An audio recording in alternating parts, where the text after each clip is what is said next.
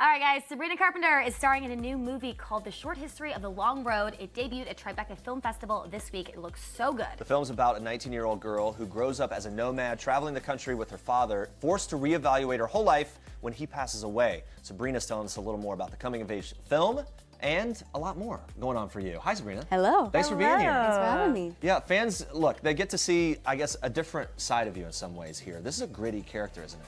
Yeah, lots of layers. Did you like showing that part of you or a version of you in that way that maybe fans aren't used to seeing?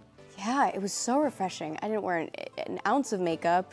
You know, I kind of was like living in the desert for a period of time, and it just felt like I was really living outside of my comfort zone, which was something I wanted to do for so long. And to tell a story that I feel like isn't really touched upon too much in this age group and for young females, just this story of survival and this empowered young woman that, like, with her, you know, mind, like she's able to put everything into, you know, figuring out how to survive in this world and like whatever comes her way. Do you think fans are ready to see you in this type of role? I imagine it'd be pretty exciting for you. They're not ready for anything ever. They are always the first people to be like, what? I'm shook. And I'm always like, I didn't do anything. I just like posted a picture of cereal. They're like, ah, but it's cereal. Queen. Yeah, like right. cereal queen, slay me. No, they're the best though. I mean, like that's what I love. I love being able to do something that I know is so different, like from everything else that I've done, because I know that they'll appreciate it, and also like they're just not expecting And it. you have such a supportive group of fans, as we know, so I'm sure they're gonna absolutely love it. Well, there's that piece of it where it's like, we know what we know, and we know what we love, and we don't want that to change, because there's like an affection to it. Yeah. For you, as an artist, as an actress, Yes. what was your favorite part of the role? My favorite part of the role, I think honestly it was the physical transformation. Like it was really just refreshing for me to be able to do something that, like I said, I don't want people to watch it and see Sabrina. Like I want them to be invested in this role and this character. And I think they'll definitely see that. I want to talk about your new music in a bit, but first, I heard that, no, you tweeted something really funny about when you perform, people throw bras at you. Okay, well, let's not make it seem as though I'm Aerosmith or something. A singular bra was thrown at me. It says, who be throwing bras on stage? That's true, because that was when the next show someone else threw another bra, because I tweeted about the first bra being thrown. Okay. The thing is just like, you know, I was very proud of myself in that moment. I was like, wow, I think this is it for me. New like, level. New level. New level. Were you flattered? What do you do with the bras when you have them? That's what I didn't figure out until after. I hung it up on my tour bus, and then once I started to get more, I was like, maybe actually I don't want this anymore.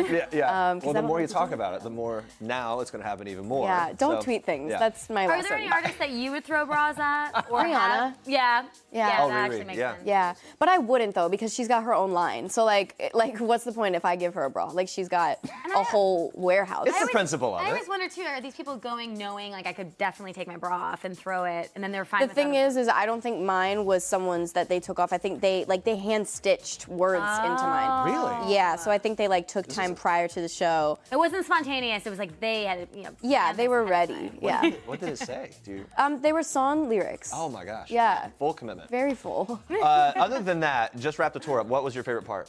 My favorite part? Honestly, for me, this tour was the most like personal I've ever had. Connection to my fans and the show overall. The set list was all new songs from Singular Act 1 and some songs from Singular Act 2. So Feels like it would be so exhausting, but I guess the energy from the people every night would just When they reevaluate or Absolutely. reinvigorate you. Yeah, it does. And every crowd is different. You know, every city brings a different energy, and every song like hits in a different way for each crowd. And I've just like, you know, I've been touring for a couple years now. Like I'm still like a child, but also I've been doing it for a couple years now that I've been able to see these people grow and these crowds grow, and it's been amazing. And you mentioned new album, Singular Act 2. So how is this going to be different than the first one? What can fans expect? For me, it was all initially one singular album, no pun intended, but actually. And then over time, I just decided like I wanted my fans to be able to take in each and every song individually. And so I decided to split them into two. So it's kind of like the second, you know, final act of Singular and new songs, new stories. But I'd say it's like Singular Act 1 flipped upside down. Okay. Yeah. Your fans obviously adore you, which we've mentioned. Besides the bra stuff, what's been like the craziest fan experience that you've had? Oh, goodness. I mean, I've had a lot. I think it kind of depends. I was just in Brazil and Mexico literally days ago, and I can't say anything other than they bring a level of passion I didn't know was capable. But no, I mean, I've had some funny ones and some scary ones. So, you know, it's just a part of it. But I adore my fans, and they honestly, like, there's some fans that flew to 8 shows flew. I was like, your miles are crazy. You're getting your money. Did you get to meet them? Or that you got to meet them? That's yeah. great. And that probably made the experience totally worth it for them. I mean, if you're flying to 8 cities, you better get to meet the others. You also better get a little tour in each city. Yeah, right? I mean? Like, spend some Yeah. time, eat at some restaurants. They're amazing. Yeah, but the bras were the highlight. Yeah. Can we talk, let's break this down by the numbers a little bit. 1.3 million fans on Twitter, more than that. Nearly 17 million on Instagram. You've got a footprint, a little bit. Where's the disconnect between Twitter and Instagram? That is actually kind of wild. I want to know. It's a totally different. Like, wait a second. Where are those 16 million other people? Where did they go? Yeah. Yeah, but what's it for you? What's the difference in how you use Instagram and Twitter, right? Like, what's the? You know, I think it's because I talk so much and I love conversation. I'm not good at very concise little thoughts. I put those into songs. So I think for me, Instagram, like a picture's worth 1,000 words, as once someone said in history. Yes, And I just feel like I'm able. You know, me and my sister, we really enjoy just looking at life through many lenses, and I think I'm able to kind of showcase more of my personality there. But I love talking to my fans on Twitter, so I get to interact with them more so there. There's a connectivity there. Yeah. Let me just ask you this. Your music is so catchy. Thanks. I can't get it out of my head. Are you sure? Really? I'm not almost not. Okay. Like, it's just like, Don't it's even in there. Don't get me started. Wow. Is there one of your songs that you wake up and it's just circling in your head over and over the most often? I mean, recently it's been Sue Me, because every city I go to, they're like, here it's Demandame, and like, here it's Mi Perfeso, baby. Like, literally every place I go, they're like, Sue Me is this crazy, catchy anthem, but every place, like, kind of a different song. Bad Time. I don't know if you know that song, but that one's from Act 1. You would go hard to Bad Time. Okay. My Uber driver last night just decided to turn on my discography without saying a single word. It was Never acknowledged a it. completely silent car ride, and all of a sudden my new Alan Walker song comes on, and I was like, did he know? And then Sue Me came on, and then Almost Love came on, and I was like, he knows. Yeah. Okay, Uber guy's huge fan of yours. Yeah, apparently. We hear you are a big Harry Potter fan. It's huge. All right, did you know about the new Vans? Vans is putting out a line of Potter sneakers. Now I know. Potter sneaks. I know. I You love get them the cue my Instagram video. There we go. Cue it. You got the Setting it. wands doing your thing. Like, whatever house you're from, what are you? I'm Gryffindor, but I also think there's a sliver of Hufflepuff and Slytherin in there, which is some, I don't know what that is, but Yeah, okay. it depends on the day. Other than the wands and maybe future Vans, do you have any other memorabilia that you keep? I do have many wands because a lot of fans have given me wands, of course. And a lot of fans have just given me Harry Potter merch, you know, now over the years, t-shirts, blankets, pillows, like they know that I'm a stan. You're in. Who's your favorite character? My favorite character is probably Ron Weasley. Yeah. Yeah. What do you love about Weasley? What's Yeah. not to Why love? was that? What I'm was just that wondering song, what Jeremy? particular thing. I don't know. I don't know. Gingers are underrated, and I also feel like he's just a character that, I don't know, he's very consistent, a loving little scruffle. He's adorable. That was a All right, bad we're gonna- description. Yeah. Let's see why you love No, we're him. with you. We're gonna keep this interview rolling with a little game. Here we go. Ready? Of fish and dish. So we're bringing it up right here. I don't know if you've ever done this, Sabrina Carpenter. All right. Whoa. You get purple fish. You have to answer a career This is your question. fishing pole. Okay. Red fish means love life. Yellow fish miscellaneous. Orange fish are for party questions. Green means you could ask us questions. Not gonna lie. You ready? I heard none of that, so I'm just gonna. All right, just get a color. We'll tell you what's up. So I just stick Yep, it that's somewhere.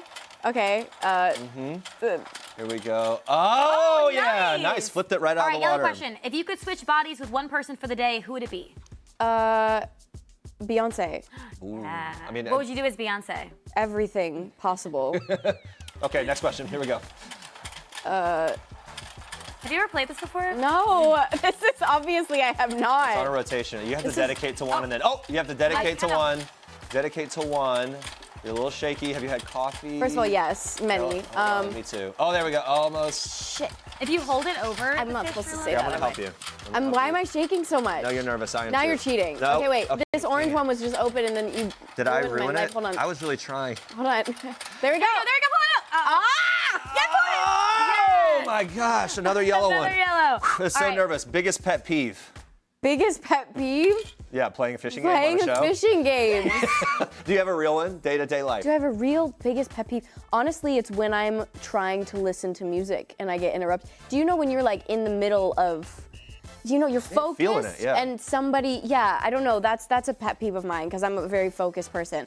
Let's get a better fish. I'm very determined now. Okay. You're getting the hang of it, I can tell. Strategy. I'm gonna stop with the yellows because I just keep going for the yellows. Okay. We don't have time for a ton more. Nice. Good See, you're job. getting good. Oh, you're so proud. It's funny how quickly we become proud.